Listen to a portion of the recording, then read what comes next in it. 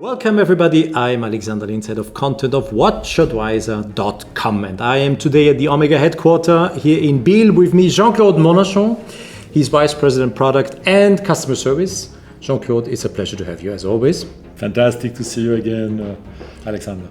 And Jean-Claude and me, we are going to talk about the 50th anniversary of the lunar landing, and we have a little bit of a vintage setup, including a microphone made in Austria of the 80s.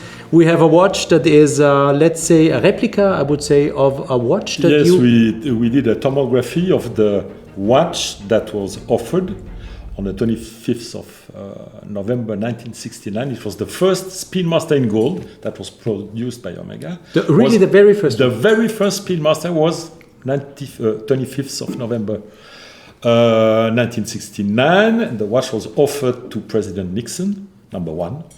Number two was offered to Vice President Agnew, and after 3 to 28 was offered to the astronauts, and after there were watches for politicians again, and after watches sold to the public, and after, at the end, we had again the Apollo 11, the astronauts that came after Apollo 11 had also a watch, because the production was 1,014 pieces until 1973, and after Omega stopped. 2014, why? 2014 because the program of Apollo ended with Apollo 17 with our Gene Cernan, the last man of the moon, and then we stopped the production. And then it were 1,014 pieces were sold. Exactly. Okay, it's not a mention. It wasn't any meaning behind. It was no meaning behind this number. Okay, no. But you missed something. I think you should have told me that Richard Nixon sent the watch back. He didn't accept it. I wanted to tell you that later on in the storytelling. We have the I learned that today, and I couldn't imagine. Okay, he was the president of the United States, but he still could have accepted the gold watch. Okay, he didn't think the price was too high, and he couldn't accept the watch. So the watch came back at the museum, and you can see it at the museum. It's also written. It has not a sapphire black back, but it's written for President Nixon. Yeah. So the number one, originally sent in 1969 to Richard Nixon, is in your museum. Exactly. Okay, so if you're interested to see the number one, you can come to the museum. Okay. To our museum. Okay. So we decided to do not a numbered edition, but a limited edition, 2014 pieces, and you know the reason why. So you see the watch here. The basic watch was the Speedmaster BA 145022, to be precise. Was in yellow gold. We use a new alloy of gold called Moonshine Gold. You have a little bit of palladium, and so the color of the gold will not fade away. It will stay stable. And that's, I think, a big advantage on this new alloy. Moonshine Gold is kind of an in-house alloy you're doing, like the Sedna Gold. Yes, it's a Swatch Group alloy, and Omega can use the Sedna Gold and the Moonshine Gold. Okay. So the watch is 42 millimeters, as it used to be, asymmetric. You have the bezel. The bezel in 1969 to 1973 was in aluminium, burgundy aluminium. Now, of course, we went to ceramic with the Ceragold inlay inside by the technology we have at Omega since many years now.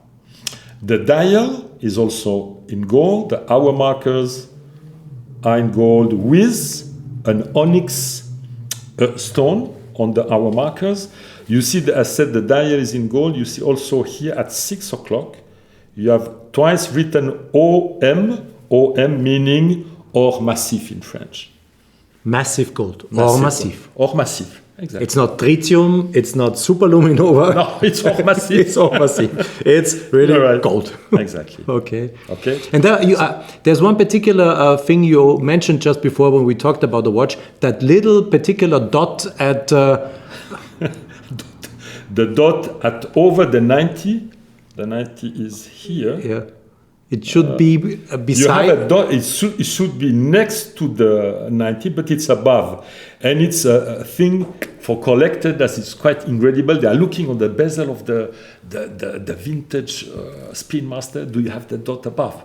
And if the dot is above, the value of the watch is higher. It's quite incredible. But it's also called DON for dot over 90, DOM. Done. For the collectors. Okay. Yes. Very interesting detail for you guys. The watch is also featuring this little detail. Yes. You have the vintage logo of Omega. And now if you go on the opposite side, on the back, I will open. You have many, many features here. You have engraved, you have the 1969 to 2019 in burgundy color. You have the limited edition number is also in burgundy engraved. You have as inscription master chronometer. So this is quite amazing because we could, after 4 years of development, we transformed the 1861 I will take it. in the 3861. Yeah. So the legendary hand-wound Lemania chronograph that then became the Omega chronograph, the 1861, finally is master chronometer certified. Exactly. After 4 years of hard work, we could do it. So the watch now has the coaxial, has the silicium technology, goes to 15,000 Gauss. The precision is much better than on the original 1861 that was not chronometer. You remember? So big and achievement it's tested by the Swiss Institute, Federal Institute of Metrology. You see it here. Yeah, the red card. Every individual watch will be tested by METAS, the Swiss Institute of Metrology. So it's an independent company who is doing that. If you see under the sapphire glass, we have also the inscription that is in gold, and we did a laser ablation after on the black part, where you have written Apollo 11, 50th anniversary, the first watch worn on the moon. And another detail quite interesting, here you see a part of America, and particularly Cape Canaveral, where the Saturn V rocket with Apollo 11 liftoff. And opposite side, this is even more interesting. Here you have this little dot, and this is a lunar meteorite. Imagine we found a lunar meteorite, and on each of these 1014 pieces, we added a little piece of. So you have. Do you know when the meteorite came down to? I don't know it, but we have the certification of the. I know there are there were a few coming down. Yes. Okay. Very good. So it's really a piece of moon on the watch. Yes. So if you buy the watch, you will have a piece of the moon on you. That's quite amazing. That's not bad. Yeah, that's not bad at all. So did we miss anything? I don't think so, Jean-Claude. Certainly I missed something, but there are so many little details that are doing the watch. Once again, Omega is telling a big story. I have the last thing because the box. The crater box that also. It was originally made out of paper. Paper, and now it's done in ceramic with printing above the ceramic. Yes, and it looks like the lunar surface. Of course. Very nice box coming with the watch. 1,014 pieces, sold out, as I heard already, more or less. That's time to move. Yes, sold out by the retailers. By the retailers, there are no pieces left at Omega. So if you want, or if you're interested in the watch, you will have to go to one of the retailers and find one of these in our boutiques. And number one has not been offered to anyone this time. Maybe it will be you if you. You are not American, so you cannot be president of. But you have Schwarzenegger, no? We have Schwarzenegger. We have Schwarzenegger. Maybe you can offer it to Arnold. I can assure you, he will take the watch. For sure, he will.